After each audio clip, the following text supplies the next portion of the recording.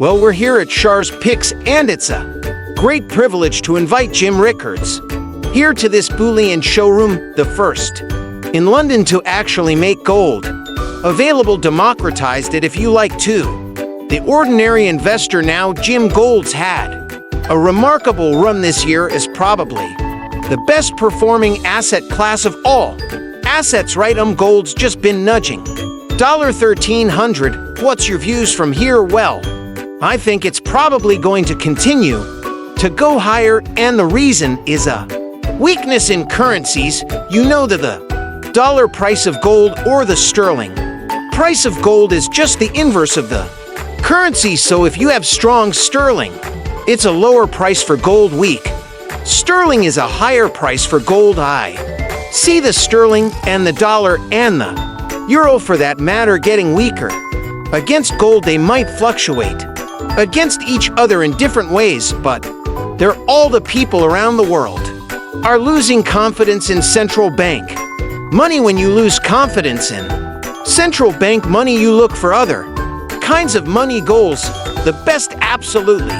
And people, I think, are focusing an awful lot on Brexit. To some people, that's noise now that would be resolved one way or the other. The real reason for owning gold is for the long term, isn't it? It's a long-term store of value and goes beyond these sort of narrowly short-term issues. As you're rightly saying, golden here, a kilo of gold here, 30,000 worth, that maintains its value in the long term.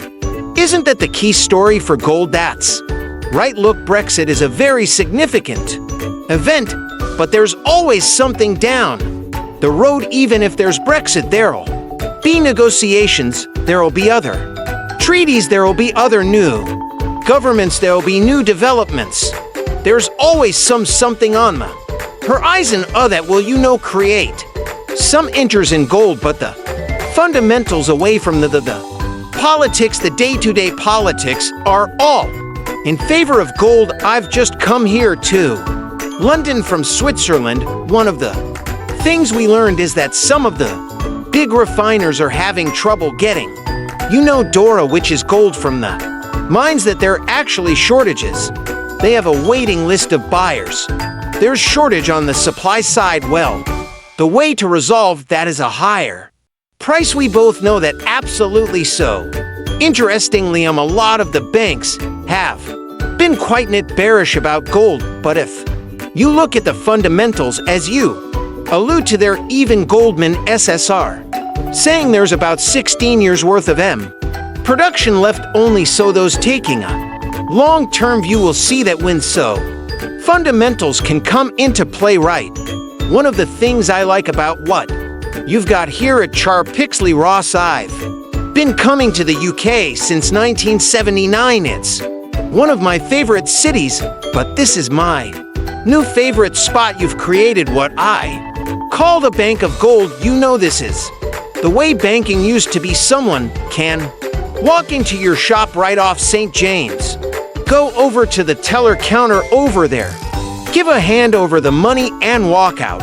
With gold, they can store it here or they can take it with them. Well, guess what? In 1840, you would have done the same thing. You could have gone to any bank in England, handed over your Bank of England notes, and would have given you gold. So you've got a 19th century banking, but I think it may be 21st century banking also. It's interesting, here in the UK we've got an old currency. The pound is 680 years old. The average life of currency is only 30 years. So for the average Brit who has had a long period of economic and political stability, they perhaps don't quite get gold. They conveniently forget that Barclays Bank, one of the major high street banks, came within 30 minutes of going bust in only 2008. That's right. So those fear concerns are still very much for the investor. What we're looking to do here when we introduce gold to investors, they very call in or walk in and say, can I literally walk in and buy a gold bar? We say, yeah. They repeat the question, it almost with a sense of disbelief that it can be so easy, and I think the important thing is that this is not just for the privileged few, right? It's an asset to democratize investments, for the ordinary investor to buy the fiscal bar, take it away with them, and have something of intrinsic value. And I think that's the key point, doesn't it? Right, and your point, Ross, about the average life currency being about 30 or 40 years, that's true for those not backed by gold. The reason pound sterling had such a long life is still going strong is because it was backed by gold. And same thing with the US dollar up until 1971, so I really would start the clock running for this 40-a-year life or so in 1971 when the gold standard ended. By that standard, we're 45 years plus into it, so we may be getting to the end of paper money. Let me tell you, when I start my clock the day I was born, right now, the day I was born until today, money has lost over 95% of its value. A pound has lost over 95% of its value.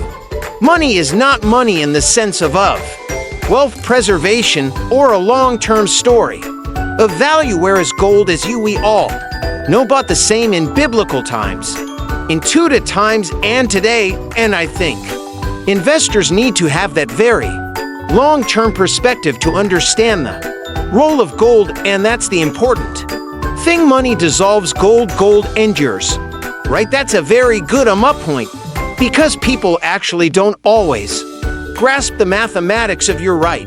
Money has lost 95% of its value, but it can lose 95% of what's left. Just because it's down 95% doesn't mean it's found a floor. People being born today getting pound sterling, they think it's a pound, and it could lose 95% of that, and again until eventually it gets to zero. Gold is always value. Now, I think one of the things that's going to trip the market towards gold in particular is negative interest rates. Now, roughly a quarter of the planet is already living with that particular phenomena, and the point being, when you got negative interest rates, getting a bill from your bank to say that for holding money there, the mere event of receiving that letter could trigger people's attitude towards holding money in cash. Absolutely. You know, I'm very active on Twitter at Jim Rickards, and one of the most retweeted tweets I ever sent, I said, you know, in a world of negative interest rates, gold is the high-yield asset. Correct, because zero is greater than -1. Correct. And I think this is one of the things, you almost need a physical event to occur to you to realize the role of gold. And indeed, many investors who come here are not always Brits, but they've had a personal incident in their life. We have a well-known Indian client who had 300,000 in a C8 bank account, and it dissolved, and he went to the man and said, "So what the hell?" He said, "It's gone. And I've lost 50,000, so what's your problem?" And he walked out of the bank, and he thought, I can complain to nobody. And when you've had an incident like that, when you've had your money, which is a digital cipher which goes to zero, it has an effect on you. Now, he had a lot of other money. He's a wealthy individual, but it reaffirms that when a crisis happens, it can be very fast and very fundamental and very damaging, right? It's not just, you're absolutely right, but it's not just a financial crisis, it's also cyber financial warfare. Bangladesh, one of the poorest countries in the world, had $80 million on deposit with the Federal Reserve Bank of New York, arguably the safest bank in the world. Poor country with $80 million at the safest bank in the world. It disappeared about 2 months ago. $80 million gone. If Bangladesh had gold, they'd still have their wealth. I think a lot of people look at gold as a sort of the Armageddon asset. I don't know, it has to be that. I mean, there are countries around the world that live with high inflation. Think Venezuela. It's It's a safe haven with a weak currency, so you know it doesn't have to be a bet against the very dark and dangerous world. It can also be a hedge against, should we say, a modestly bad world, and I think it's the currency play which is quite important in that role, isn't it as well? I actually think of gold as a currency when I look at the dollar, the euro, and the yen. There are forms of money. I agree with that.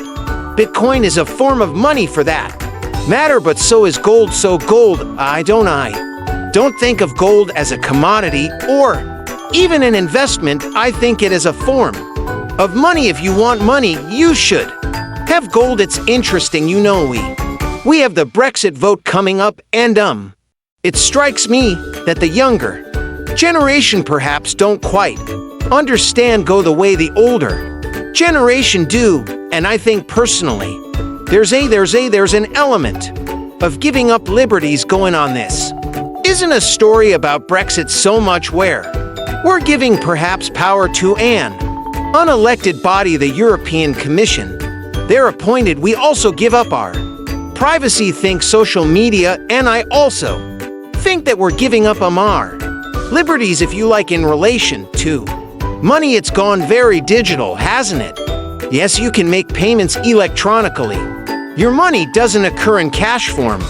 And for the younger generation, perhaps they don't really understand this stuff. Do they, right? And that's what happened to Bangladesh. It was digital wealth. I live in a wealthy area of Connecticut, and you run into billionaires and you ask what they have, and they're happy to tell you, I've got stocks and bonds and this, and I say, no, you don't. You have electrons. They can be hacked and wiped out, and you'll have nothing left, like your friend who was in the Cyprus bank. But if you have physical gold, you'll always be in good shape. My father was in China 1919 for 6 in the occupation of China after World War II, and a lot of people know the wire hyperinflation, but Chiang Kai-shek and nationalist China had an even worse hyperinflation that he lived through as a young man. When I was growing up, he used to pull out 2 bills out of his wallet, and he would say, read what they say. One said Federal Reserve note, the other said silver certificate. They said this used to be backed by silver, and this is backed by nothing. So I learned it at the kitchen table when I was a 9-year-old. Well, I have some hyperinflationary money, a little pile of these $10 billion notes from various countries around the world. I give them to my children with the one comment: never forget, right? And never forget. It's good advice. Well, Jim, it's a great pleasure to have you. CH Pi 2. Great to talk to you as well, and thank you for watching.